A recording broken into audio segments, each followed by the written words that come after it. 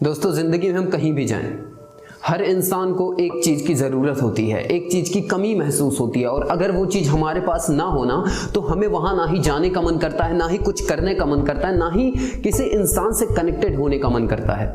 वह है value, respect. तो मेरे दोस्त, ये जो वैल्यू और रिस्पेक्ट वाली चीज है ना, ये फ्री में नहीं मिलती। अक्सर लोग कहते हैं यार वहां पर मेरी वैल्यू नहीं होती, वहां पे मेरी रिस्पेक्ट नहीं होती। तो सबसे पहले यार अपने आप से एक क्वेश्चन पूछो कि आपकी वैल्यू और रिस्पेक्ट वहां पे क्यों नहीं होती। क्योंकि मेरा मानना है कि वैल्यू और रिस्पेक्ट कमाया जाता है आपके आदतों की वजह से, आपके अच्छे कामों की वजह से, आपके हरकतों की वजह से। यह डिसाइड होता है कि लोग आपका वैल्यू करेंगे या फिर नहीं करेंगे।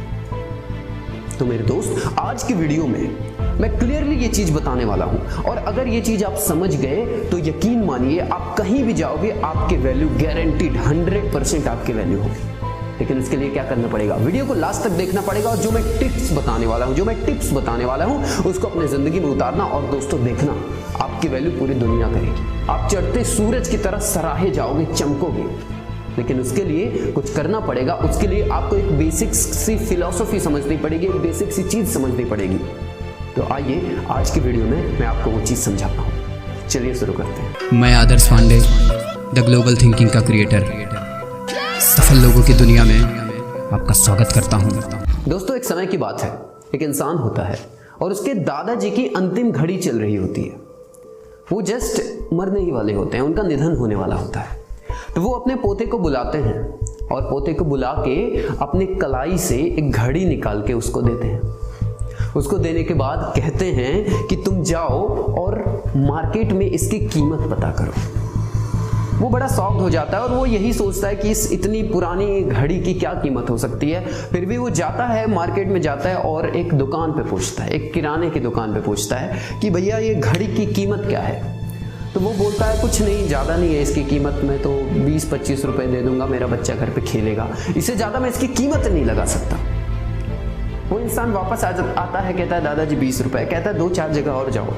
एक ही बार में वो 2-4 जगह और जाता है। दूसरी बार में वो एक ऐसे दुकान पे जाता है जहां सोने का खरीद और बेच होता है, सुनार के यहाँ जाता है।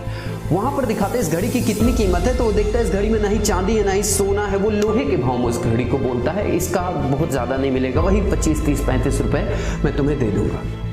वहां से निकल के जाता है, एक घड़ी की दुकान पे जाता है जहां ऑलरेडी घड़ी मिलता है। वहां पे कहते हैं कि इस घड़ी की कीमत मैं 100 रुपए देने के लिए तैयार हूं। फिर वो बड़ी सोच में पड़ जाता है, एक जगह 20, 30, 35, 100। कहता है एक और जगह, लास्ट जगह ट्राई करता हूँ। फिर दादाजी के पास जाता हूँ। फिर लास्ट में वो एक म्यूजियम में जाता है और म्यूजियम में जाके कहता है भैया इस घड़ी की कितनी कीमत होगी। तो कहता है ये घड़ी बहुत ही ज़्यादा पुराना है और मैं आपको इस घड़ी के 85,000 देने के लिए तैयार हूँ, 85,000 रुपये। वो सॉल्व हो जाता है और घर पे आता है, अपने दादाजी को बताता है। कहता है दादाजी ऐसी ऐसी बात है, यही घड़ी किराने की दुकान पे 20 रुपए की, सोनार की दुकान पे 25-30 रुपए की, यही घड़ी एक सेकेंड हैंड घड़ी जहां पर बिकता है वहां पर 100 रुपए, और एक म्यूजियम में 85,000 यानी कि 85,000 रुपए। ऐसा क्यों हुआ? तब उसके दादाजी ने उसको एक बात समझाया। और मेरे दोस्त, यही वो बात है, यही वो पॉइंट है जो आपको समझना है। बड़े ध्यान से सुनना। अगर कुछ कर रहे हो, कोई इधर उधर का काम कर रहे हो, छोड़ दो, 1 सेकंड के लिए, 1 मिनट के लिए चीज सुन लो मेरी बात। उसके दादाजी ने उससे कहा कि बेटा जैसे एक घड़ी थी ना, अलग अलग जगह पे इसकी अलग अलग कीमत थी। किराने वाला इस घड़ी की वैल्यू क्या जाने, तो अगर ये घड़ी किराने वाले के पास रहता तो वेस्ट जाता, अगर ये घड़ी सुनार के पास रहता तो वेस्ट जाता। घड़ी का जो सेकंड हैंड दुकान वाला था वो थोड़े बहुत इसकी कीमत समझे, चलो मैं इसको बना के रिपेयर करके किसी को बेच दूंगा 150 रुपए में, तो इसमें तुमको 100 रुपये ऑफर किया। और वही घड़ी का म्यूजियम वाला 85,000 क्यों दे रहा है? क्योंकि बहुत पुरानी घड़ी है और उसकी कीमत सिर्फ उन्हीं लोगों को समझ में आई जो म्यूजियम में काम करते थे। ऐसे ही तुम्हारी जिंदगी है बेटा। दादाजी ने अपने पोते से बोला, तुम जैसा तुम्हारे अंदर क्वालिटी है, जैसा तुम्हारे अंदर स्किल्स है, लोग वैसा ही तुम्हें ट्रीट करेंगे, बशर्ते तुम्हें उस जगह पे पहुंचना पड़ेगा। तो अगर किसी जगह पे तुम्हारी वैल्यू नहीं हो रही है, अगर तुम्हारे दोस्त लोग सिगरेट पी रहे हैं और तुम नहीं पी रहे हो और वो तुम्हारा वैल्यू नहीं करेंगे, अगर तुम ज्ञान की बातें कर रहे हो, अगर तुम अच्छी चीजों के बारे में बात कर रहे हो और गलत इंसानों के सामने वो बात कर रहे हो, तो वो तुम्हारी वैल्यू नहीं करेंगे। तो तुम ये मत समझना कि तुम्हारी कीमत नहीं है। हर इंसान की कीमत होती है, अच्छी कीमत होती है, लेकिन सही जगह पे। तो मेरे दोस्त, आप जो भी कर रहे हो आप बहुत अच्छा कर रहे हो। अगर आपके सपने बड़े हैं, अगर आपका सोच बड़ा है और लोग आपको इस वजह से चिढ़ाते हैं कि ये फालतू का चीज सोचता रहता है ना, तो आपकी वैल्यू तो वहां नहीं है, लेकिन कहीं पे आपकी वैल्यू होगी। बशर्ते आपको क्या करना है, वो सही इंसान ढूंढना है, वो सही समाज ढूंढना है, वो सही ग्रुप ढूंढना है जहां पे आप अपनी बात रख सको और जहां पे लोग आपका वैल्यू करें।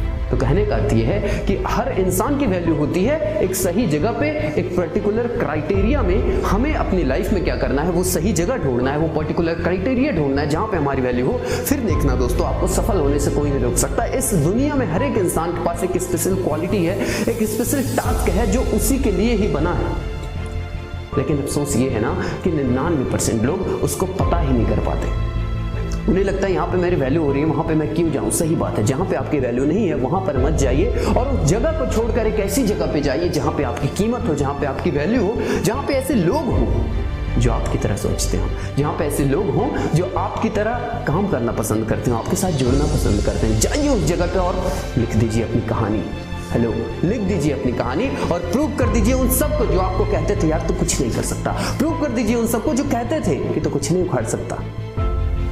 इसीलिए मैं कहता हूं, अब कुछ करके दिखलाना है, बस आग लगाते जाना है, बस आग लगाते जाना है। दोस्तों, अगर वीडियो अच्छा लगा तो चैनल को सब्सक्राइब कर देना, बेल आइकन को हिट कर देना, और मैं आपके लिए ऐसे वीडियोस रेगुलर बेसिस पे लाता रहता हूं। इसी के साथ मैं आदर्श पांडे विदा लेना चाहूंगा और मैं चाहता हूं कि आप जिंदगी में हर वो मंजिल और हर वो मुकाम हासिल करें जो आपने कभी सोचा था।